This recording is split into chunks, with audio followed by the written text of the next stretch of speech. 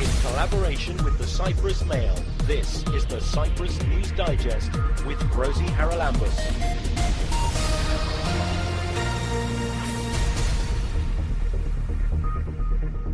This week, we talk to the chair of the House Internal Affairs Committee about the ongoing plans to reform local authorities. This new approach will not just save money for the taxpayers or the central state. It will give the opportunity to municipalities to offer better services that people really need. And our internationally recognised wetland is under threat yet again. We've got a situation where we've got a real encroachment, sort of strangulation almost, of this wetland complex, and it's a huge concern. The salt lakes are the rarest type of wetland globally. It's a very small proportion of the world's wetlands that are actually salt lakes, so they're very precious. We've been hearing for a long time about plans to reform the local authorities in Cyprus, and it seems now it could be put to the vote in Parliament this coming autumn. Joining us on this week's programme is the chairman of the Internal Affairs Committee at the House of Representatives. She is Eleni Mavrou. Eleni, thanks very much for joining me. This is something that's been going on for 10 years? Yeah, for more than 10 years. The first draft legislation was submitted in 2010. Since then, we've seen a number of draft bills being tabled, then withdrawn, long discussions between the Ministry of the Interior, local authorities, political parties, and finally we have a set of 3 bills in front of us. It's huge. The work that needs to be done, to be honest, it's huge. Just one of the bills is more than 300 pages. But I think that it is time to decide and take concrete steps in that direction. Why has it taken so long, Eleni? I know that whenever bills go to Parliament, the parties put in various amendments and so on and so forth. But 10 years when I think it's been acknowledged by most people all that time that it's ridiculous to have, what do we have at the moment, 30 municipalities in a place the size of Cyprus? Mm-hmm. Yeah. It's ridiculous. So what's the problem? Well, political differences, different opinions. A lot of people argue that local authorities should be small so that the communication with the citizens should be stronger.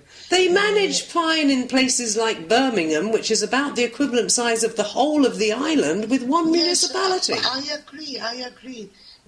But this was happening for the last 10 years. Hopefully, the new bills were sent to the Parliament mid-March. Then we had the pandemic, but now we started operating normally. We already agreed at the Internal Affairs Committee that we will work through summer if necessary to go through these bills. So hopefully, if there is will, then September, October, it can go to the Parliament, to the plenary for approval. Eleni, you said if there is will, and it's very obvious to most of us that there has not been the will so far, because if we're absolutely frank, the parties have used municipal appointments and so on and so forth for their voters, basically, haven't they? It's the, what do you call it in Greek, rousfeti. This has got to be cut out because it's not sustainable as it is it? It is. It's not, and I can assure you from my experience that the size of the municipalities we have is ridiculous. And I mean, even Limassol and Nicosia and Larnaca are small municipalities. If you take into consideration the bigger picture, you cannot have a sustainable planning, you cannot have a sustainable use of resources, you cannot see the big picture the way the local authorities are divided now into small entities. This need was obvious for a number of years now.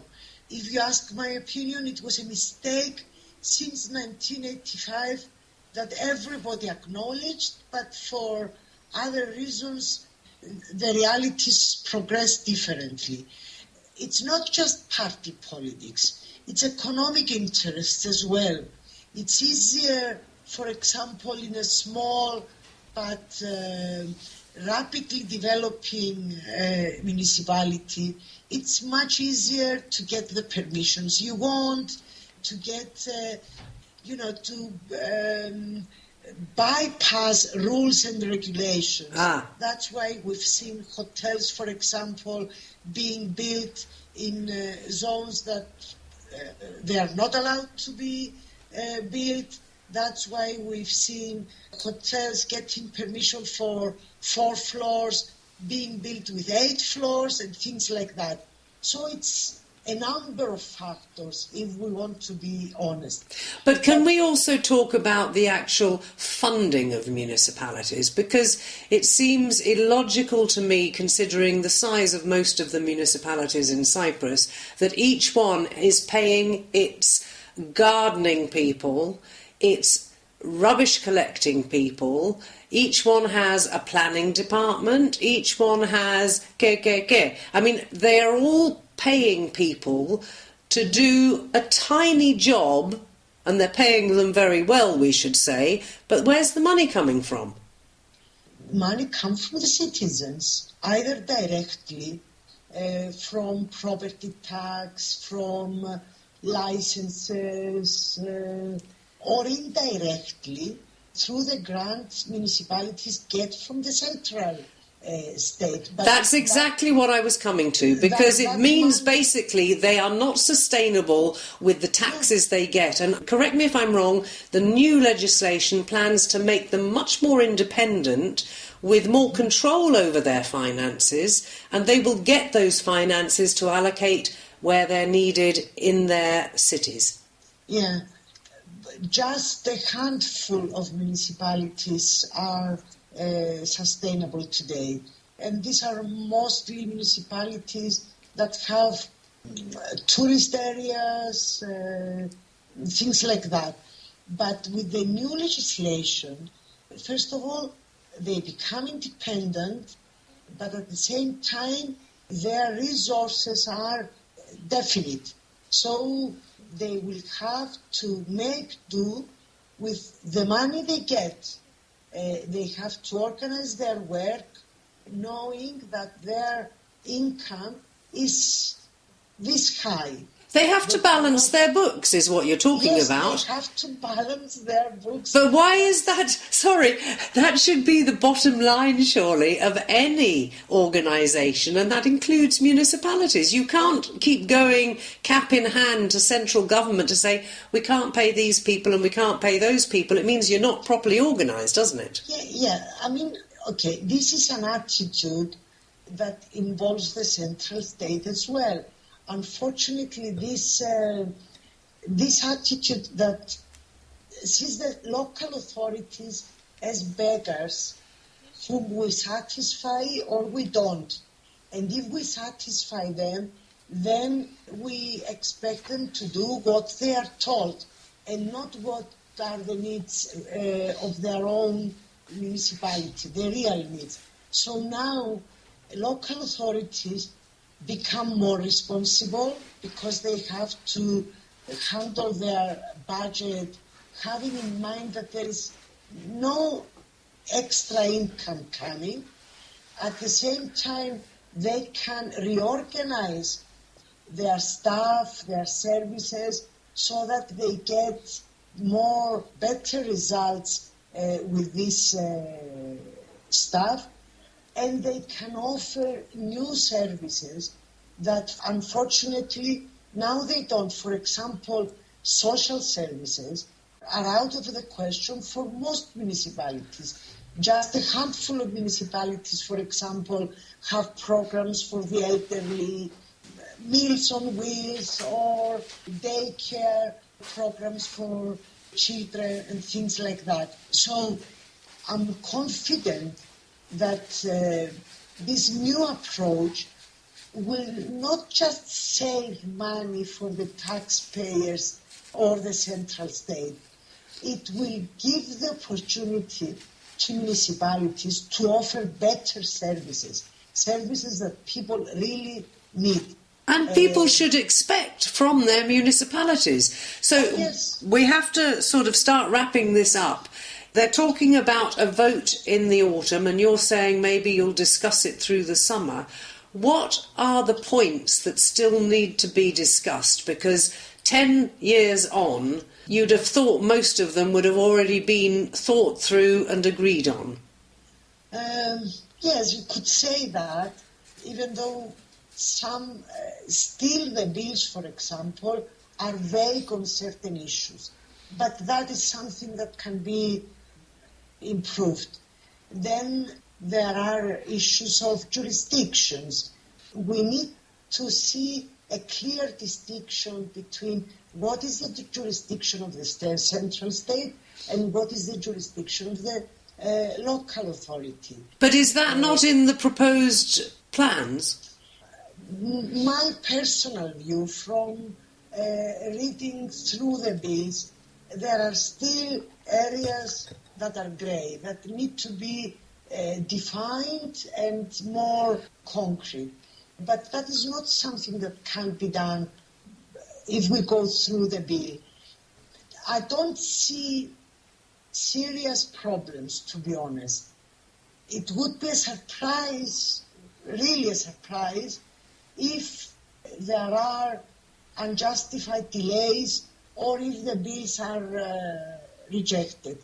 In my understanding, there is room for improvement, but the bills are in the right direction. So we should work on them and, let's say, kick the ball, because it will take a long time after the bill is approved to put things in place. Oh, goodness gracious me. Let's hope you do get round to voting on it in the autumn, and maybe, by the end of the year or the beginning of next year, we have the revamped local municipalities and so on, so that everybody knows what's going on and the taxpayers' money gets spent rather more carefully than it has been to date. Eleni Mavrou, Yes. Chairman of the House Internal Affairs Committee, thanks for joining us.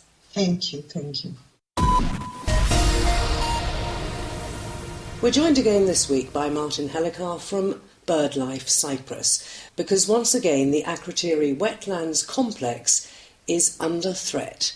Martin, thanks for joining me. We've spoken about this on several occasions over the last, 4, 5, 6 years? I can't believe that more construction is planned right on the edge of this very special area for birds. Tell us what's going on. Yes, hi Rosie. You're right. It is alarming that this is something that's been going on for a number of years now, as you say, and we are talking about one of the most important areas for wildlife in the whole island. If we're talking about the birds, then arguably it's actually the most important area on the whole island. And yet we seem to be seeing an increasing volume of things actually going up, things being licensed to go up, and also things waiting in the wings, as it were, that if the current pattern continues, will also, it would seem, get a license. So we've got a situation where we've got a real encroachment, sort of strangulation almost of this wetland complex. And it's a huge concern for us as BirdLife Cyprus, as you know well, it's our role and our main aim is to try and protect the most important sites for birds and for wildlife in general in Cyprus. And we're knocking on every door. We try to make as much fuss as possible. We participate in some of the committees that are looking at these things and examining the impacts that they may have. But the end result at the moment seems to always be the same, that these developments get the go-ahead. They get licensed. So the desire to follow this model of more and more development, which in my opinion and the opinion of BirdLife Cyprus is not a very good or very sustainable model for the economy, seems to override every time the environmental concerns. Now tell us a little bit about the area itself, because it's part of a Natura 2000 site, is it not? But the Ramsar Convention, I think, recognised it as a wetland of international importance. Surely that carries some weight, does it not, when people are building, casinos and tower blocks and whatever else right on the edge of the marsh?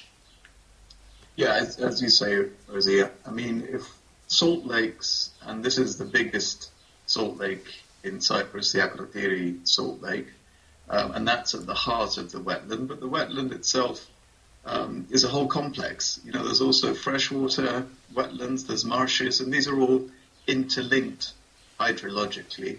And there's also other key elements to the habitat mix, if you like, on the Aguili Peninsula. So salt lakes are the rarest type of wetland globally. It's a very small proportion of the world's wetlands that are actually salt lakes, so they're very precious. And that's one of the main reasons why the Ramsar Convention has, as you say, recognized Aguili as a wetland of international importance. It is also designated as the equivalent of an European Union Natura 2000 site, equivalent because, of course, the British bases are not actually within the EU. That's a funny quirk of a situation, but the British bases do reflect the legislation of the Republic. So by way of that rather circuitous route, it is the equivalent of Natura 2000 site. A lot of the developments are actually happening, as you said, again, on the margins of this. So they're not actually within the Natura 2000 site itself. Nonetheless, it is very clear that, you can't just draw a line on the map and say this bit is part of the wetland and this bit isn't. The developments are happening in areas that are part of the wetland and actually should be part of a wider protected area, a wider Natura 2000 site, and will have an impact. Now, these wetlands are an amazing site. They're a real haven for wildlife. They attract perhaps the best-known visitors are the flamingos, which come in thousands in the winter and spring.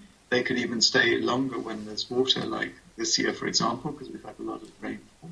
But that's just the best-known of the birds that come there. There are dozens of different migrant birds that come through, and it's also an important site for breeding birds. Things like the Kentish plover or the vultures that nest on the cliffs a bit further up. It's an amazing diversity, a real treasure trove of wildlife that is now very much threatened by the developments, but also by a general sort of neglect, a lack of on-the-ground management to reduce things like disturbance. A site can look very good, it can have lots of pools, lots of vegetation, it can look like a great wildlife site, but if it is constantly being disturbed by off-roading or beach parties, if that balance between human use and avoiding disturbance, allowing space for wildlife is not being struck, then actually, even though a site can look great, it can actually be next to useless for wildlife because, it doesn't take much imagination to realize that if you're a small ground nesting bird and you're trying to build a nest and lay your eggs, well, if there's motorbikes going past the whole time, then you're not going to manage to do that, are you? So it's a combination of this looming and growing development threat and a lack of management on the ground, which should be part of the mix when you're talking about a Natura 2000 site. So it's a very complex and multidimensional problem. What about environmental impact studies? I thought we were obliged to carry those out before permission was given for any construction. Yes, absolutely. And in almost all the cases, I'm just trying to think now because there's a whole catalogue of developments that have been licensed or are in the pipeline. I think in most, if not all cases, there has been an assessment. It's just been a very poor assessment. Some of the cases we've been involved with have basically ignored the fact that the land that is not actually wetland at the moment, the land just north of the Salt Lake, which is citrus groves, basically, or at least it was citrus groves. These are now being grubbed up to make way for golf courses and casinos and power blocks and apartments. But these studies failed to recognize the importance of those areas for wildlife. So the simplistic and erroneous assumption was that, well, they're citrus groves, they're man-made, so they're of no use for wildlife. It's not true. They're actually very important for species like, for example, the red-footed falcon, a threatened species that passes through in important numbers on migration, or the Eleanorus falcon, which winters off Africa but comes to Cyprus to breed. And that's an important feeding area for that species, so it can build up reserves to breed on the cliffs further up the coast. The studies didn't make the right assessment, and the responsible departments didn't come to the right conclusion. They underestimated the importance of these sites, and the basic line was, well, this isn't in the Natura 2000 site, so it's going to be okay. But that's not true, because as I already said, you can't just draw a line on a map and say, this bit is an ecosystem, this bit is not part of the ecosystem. So these developments are mostly happening in the Republic area that's right next to the bases area.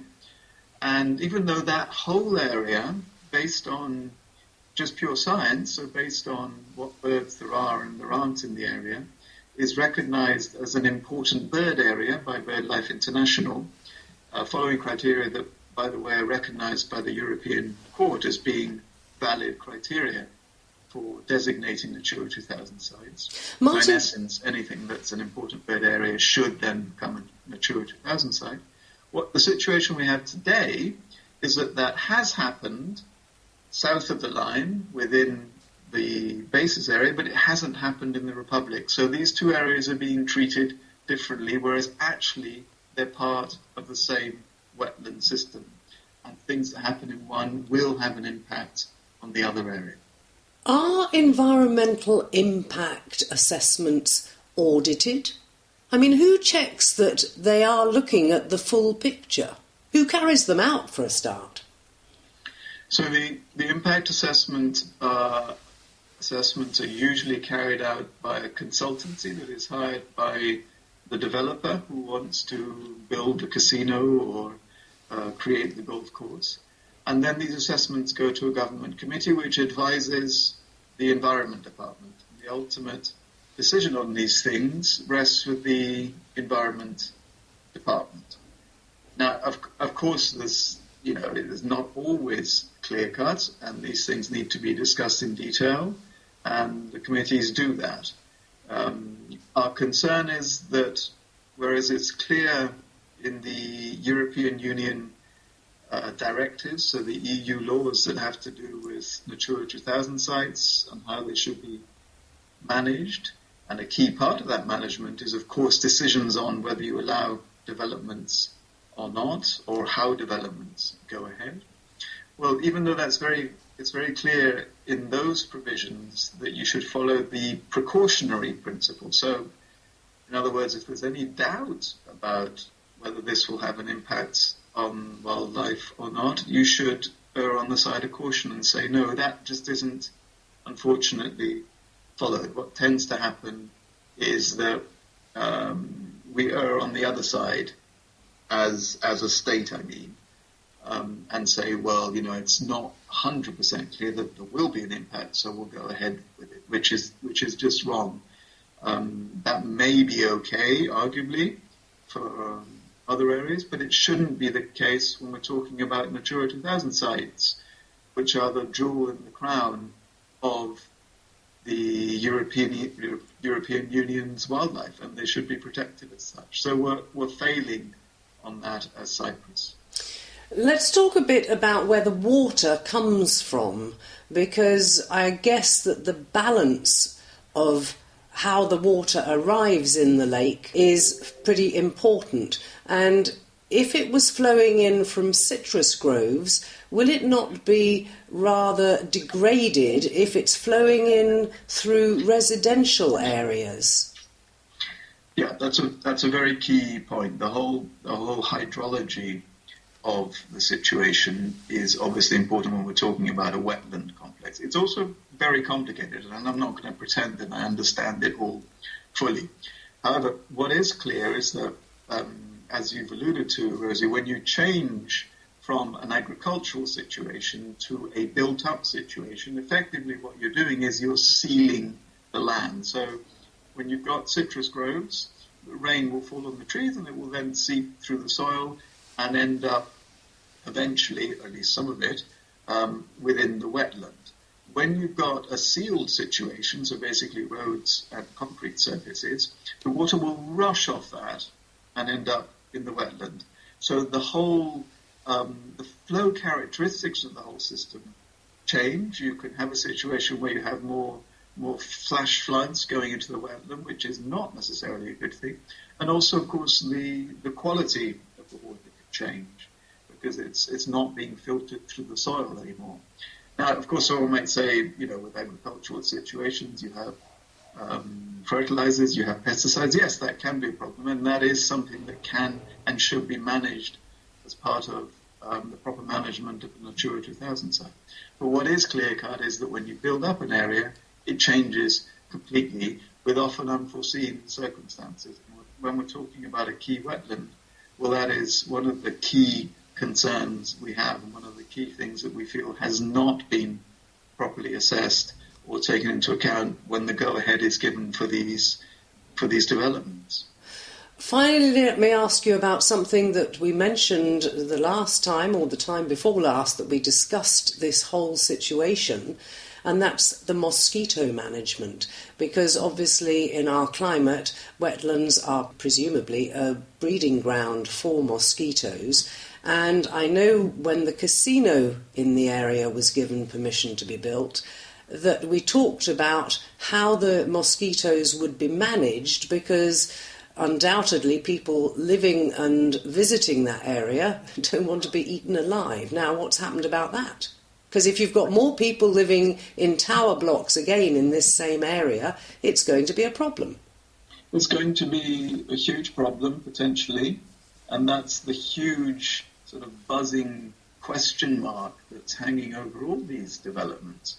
So, the developers say, there are ways that the mosquito problem can be managed. It's true. I mean, there's already a mosquito management plan to try and reduce the volume of mosquitoes in that area. But you can't get rid of the mosquitoes. In fact, it would be ecologically a mistake to try and get rid of the mosquitoes, and would need very drastic measures involving chemicals that would be very damaging not only to the system but also to human health, potentially. So the mosquitoes are going to be there. They're not going to suddenly disappear because you've decided to convert something from a citrus grove to a golf course or a casino or a high-rise apartment block. And our big concern is that because of all the money being poured into these developments and the licenses have been given, so they have the go-ahead, once the mosquito problem arises, which it will, and once the complaints begin to grow from people going to play golf or to lose their money at the casino, or people living in these high-rise blocks, well, there's going to be a huge pressure to fill in places like Zagaki Marsh, which is just down the road It's the neighbour of the casino, the golf course, and these developments. And our concern is that that pressure is going to grow and grow as developments in the area grow and grow. I mean, it's simple. You can't build in a wetland or live in a wetland and expect not to have mosquito. But our concern is that the pressure will be to get rid of that problem in a very drastic manner. So what can be done, Martin? Because it seems that permission has been given for this new project.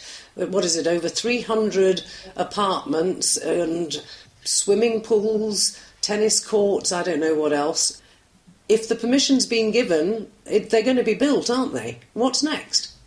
Yeah, they are going to be built. That's a battle that we've lost. That whole zone north of Zagagi Marsh and the Salt Lake is going to be a development zone, it looks like.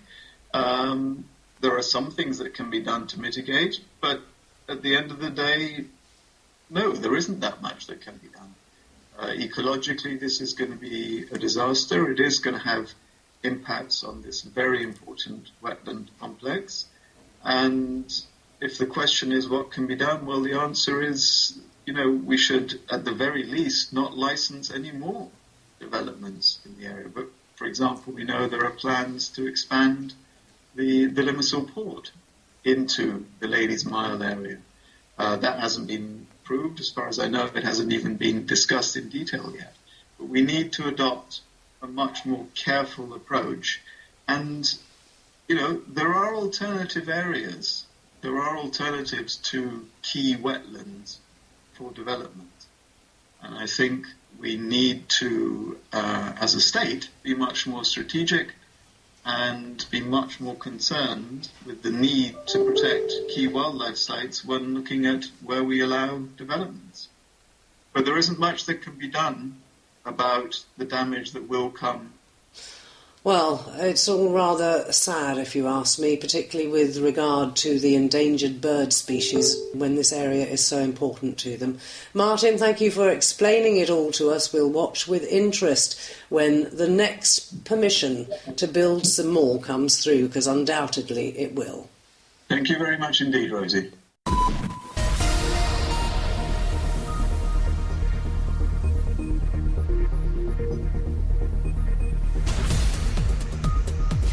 Well, that about wraps up this edition of the Cyprus News Digest. Many thanks for your company. Hope you'll join me next week. Till we meet again, take care and God bless. Bye-bye now.